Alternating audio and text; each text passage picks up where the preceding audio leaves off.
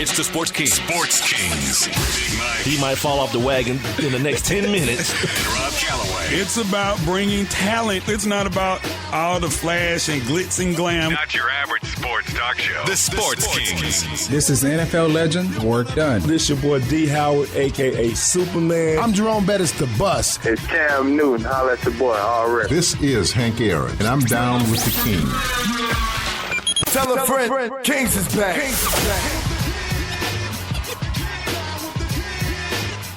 Welcome into a Wednesday. Hump day. Hell yeah. It's all downhill from here. Big Mike, Rob Calloway, the Sports Kings with you. Sports Kings Live is the name of the show. We are being heard via Spreaker.com and on the Spreaker app via your Windows, Apple, or your Android device. You guys make sure you're following us on Twitter, Instagram, and Facebook at Sports Kings Live, because during the show, Rob will be tweeting out the link to our live interactive chat room. You're going to want that for tonight. You can also email us, sportskingslive@gmail.com. The reason I say you're going to want that for tonight, because the one and only ATL's finest, Bonecrusher, joining the show, 7:30. So tell a friend to tell a friend. You guys can tweet Bonecrusher at Planet Crusher, or on Instagram at The Real Bonecrusher. Yes, indeed. Rob, what's going on, brother? Oh, man, it's all good, man. It's hump day. I mean, for me, it's my Thursday because we only work 4-day work weeks in the summer in the school system. So, yeah, I'm great.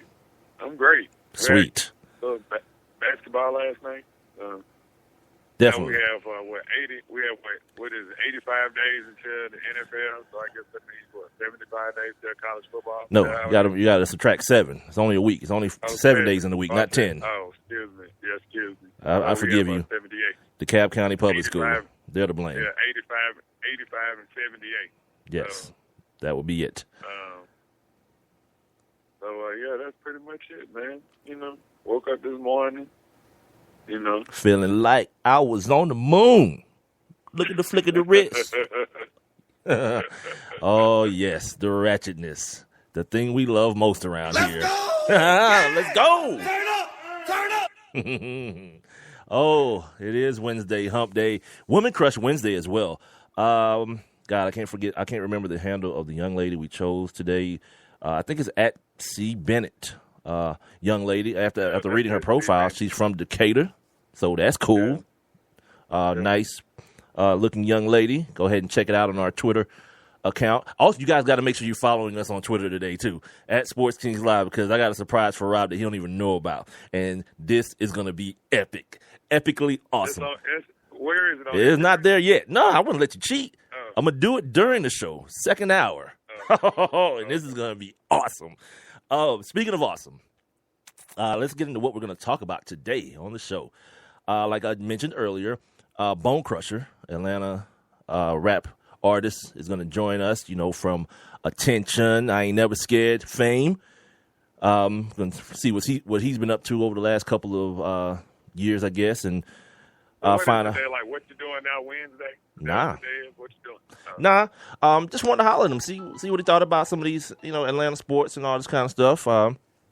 Also see what he thought about I saw some of his Instagram posts and what he thought about last night's final. So we'll get that information from him as well. Of course, we're going to do On This Day, where we take a look back and give you guys a little bit of a history lesson about the things that happened in sports on this particular day in the past. Not really a lot going on in the NFL. Rob mentioned we got 85 days until NFL football. So sports radio fans, get ready for who's your favorite?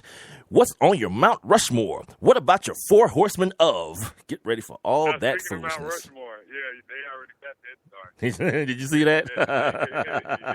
That was so hilarious. I was like, somebody's punking me. This is not for real. Somebody can't do this for real. But whatever. Also, we got some Atlanta Falcons injury news for all our Falcons fans that are listening. We'll ask Bonecrusher about it as well. Bill Simmons is reportedly probably trying to find, or probably going to find, a new home. I got a lot of sound from today, man, from last night's ball game. Well, not a lot, but a good amount, fair amount, more than usual. Something that I skipped over yesterday, the Major League Baseball All-Star game, the travesty that has become so far this year. No, I didn't get canceled. T-bag. No. So we'll talk about that as well. Okay, let's start. The NBA Finals. It ended like this. Jumper's no good. Curry the rebound. It's taken 40 years, but once again, the Bays team is the best team. The Golden State Warriors have won the NBA title. Final score, Warriors 105, and the Cleveland Cavaliers 97. And the Warriors win the 2015 NBA Finals 4-2. Now, just in case, that's courtesy of the Golden State Warriors radio network. Of course, earlier today I was pulling the sound, and I played it back to myself to make sure it was the right thing. And the dude sounded so sad. I was like, "What? Don't he realize that he get a ring too?" Well, I looked again, and it was the Cavs radio network. I pulled the wrong call. But by the way, if you think you misheard the gentleman, he said the Bays, not the Beige, referring to the Beige brothers that's on the Golden State team. No, he wasn't saying beige like the color. Bays, B-A-Y 'S. The Bays team, not the beige team. So yeah, last night, for all of the LeBron willing his team and wouldn't allow this to happen on his home court, there's only so much one man can do. That's basically what this comes down to. And we'll definitely talk about all the crazy memes and all this. The foolishness that started happening. Like I don't really understand it personally, and maybe we can get some clarification when we talk to Bonecrusher at 7:30 about some of the stuff that's going on as it's being directed towards LeBron. Like if you want to direct any type of malice towards anybody, you got plenty of people to choose from. You got J.R. Smith, you got Mon Shumpert, you got Dellavedova, you got plenty of people. You got if you feel like David Blatt should have played Sean Marion, like I heard that today. I heard Michael Wilbon saying that, he should be blamed for not playing Sean Marion more. I'm like, oh, really? He was naked under his warm-up mic? You know that was happening? Yeah. He didn't know that part. Yeah, free balling. That's something that only, I guess we know. But look, like I'm going to tell you, you got 1, 2, 3, 4.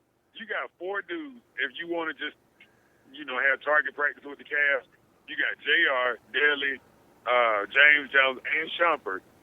These dudes did not score a bucket when LeBron James was not on the court with them. Do you know they went 0 for 21? Yeah. They were 0 for 21. That's luscious. If LeBron was not on the court. That's so luscious and good and tasty.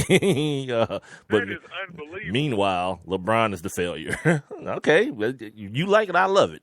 Andre Iguodala was your finals MVP. The first finals MVP not to start every game in the finals. That was I think what we should do today is start off by defining, because it's such an arbitrary term, most valuable player. I think we should start off by kind of defining what exactly is that. What is the most valuable player? Because I forget, Bob Bryan was on, what's the ESPN show? Around the Horn. And I heard him say, while I was reading, it just kind of caught my ear that he said, you know what, it's ridiculous that it's called the most valuable player because it's so nebulous and so arbitrary. He said the proper terminology should be the most outstanding player. And in that sense, you really don't get you don't really get that much of an arbitrary field. You can just look numbers wise and see who stood out. And in this case, that would of course be LeBron James, but it wasn't. I saw the voting I got it off of Black Sports Online, Rob Littall, but I don't remember who posted it first. Maybe it might have been Pro Basketball Talk, because I didn't see who he credited for it. But Steph Curry got no votes. LeBron got, I think, 4, and then Andre Iguodala got 7. 11 votes. Yeah, 11 media people voted. I don't feel like going and looking for the article right now to tell you who the names were, because it doesn't really matter. I know Van Gundy voted Iguodala. Yeah, Van Gundy voted Iguodala. That's the one that stood out to me. Obviously, Mark Jackson didn't have a vote because of the fact of the matter is it would have been a total conflict of interest. But yeah, I'll start by asking you, Rob, define most valuable player as you see it. Well, typically, get into your mic a little bit for me, brother. Okay, hold on. Let me just turn the mic up. Hold up. All right, is that better? Yeah, go ahead. All right, so most valuable player. All right. When I look at the most valuable player, it's not necessarily the dude that won. Okay, hold on. Let me back up. First of all, it shouldn't be the MVP. So let me say that, because it's like that's what has people torn. But let's define it as it is, though. You know, we've kind of already we've stated that already, but let's define it as it is. Well, the most valuable player, I think it's the player that means the most to the team in this case, it would be the NBA Finals, right? Mm-hmm. And in the case of this NBA Finals, here we have LeBron James, who almost averaged a triple-double for the NBA Finals, right? 36, 9, and 13. Right. You take LeBron James away from the Cleveland Cavaliers, they're not even there. You know what I'm saying? They aren't even there. And the majority of those two wins, and even, excuse me, and even, in the losses, LeBron James was critical to the Cavaliers. He was their most valuable player, because without him, none of this would be possible. But then on the flip side, it's like Jesus. You look at, yeah, like an acceptance speech at the Source Awards. But then on the flip side, you got Andre Iguodala, who after he was inserted in the game, and what was that, game 4? Yeah, game 4.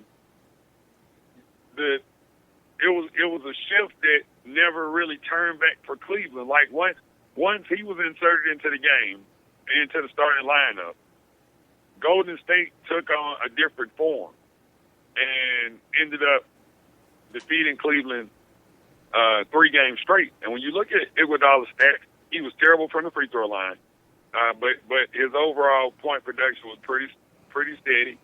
I think game 5 he had a gang of assists in game 5. I don't have the numbers right in front of me. He went 16, 4, and 5 for the entire finals, and had 25 last night, shooting 36% from the free throw line and surprisingly 40% from 3-point range. But it was one of those situations where a lot of times, like I would see Iggy standing back there behind the 3-point line, and it wouldn't even be contested. It was like they were like the Cavaliers were cool with if he makes it, cool. You know how these teams do. Mm-hmm. Like, yeah, all right, we ain't respecting that, and it ended up costing the Cavaliers because they didn't respect. Well, I don't know if it's a matter of respect. With this team, it's about picking your poison. Like, if you got to rotate off of Andre Iguodala or Klay Thompson, who you going to rotate off of? Yeah, you're right. So it's not necessarily a matter of respect. It's just that, he's that guy. Same with Della Vadova. That's the other thing about this dude. For whatever reason, no one can say his name. Della Vadova. No, Della Vadova. It's another syllable in there. Della Vadova. Vadova. Same thing with him. People, they rotated off him. They left him and just dared him to make shots. As far as the MVP definition goes, we get tripped up on the value of it, because valuable to who? Valuable to your team, the most valuable overall. LeBron, this is ignorant. LeBron James led everyone. No, not everyone on the Cavs. Everyone on both teams in points, rebounds, and assists for the series, not in the game, for the series. So the argument for him then would be, well, damn, who was more valuable? On the floor, period. On either bench or on the floor, who was more valuable to the game itself, to the series itself? I would raise my hand and say LeBron James. Yeah. Here's the other argument against that, though. Like, because a precedent had pretty much been set with Jerry West. But in the Jerry West situation, he was able, in his series, with his team, was able to take the Celtics to 7 games. We're talking about now a 6-game series, and a lot of people felt as though. I said that last night. Right. That if we need to go 7, we'll lose a draw in order for him to win it. And a lot of other people felt that. The other thing that I read today was, who was it that said this? May have been Dwayne. No, it was Chris Paul. Chris Paul on SI.com said that he may have hurt himself by saying that he didn't really want the damn thing. And I don't blame him. I told you just yesterday. I don't blame him for that, because then it becomes an awkward moment. And it becomes so awkward. The whole presentation thing, I don't know how they would have pulled. They couldn't have brought him out there on that stage. That couldn't have happened. That's ridiculous. So how do you get it to him? The next day? You do a presentation the next day? Or what do you do? Because Bill Russell did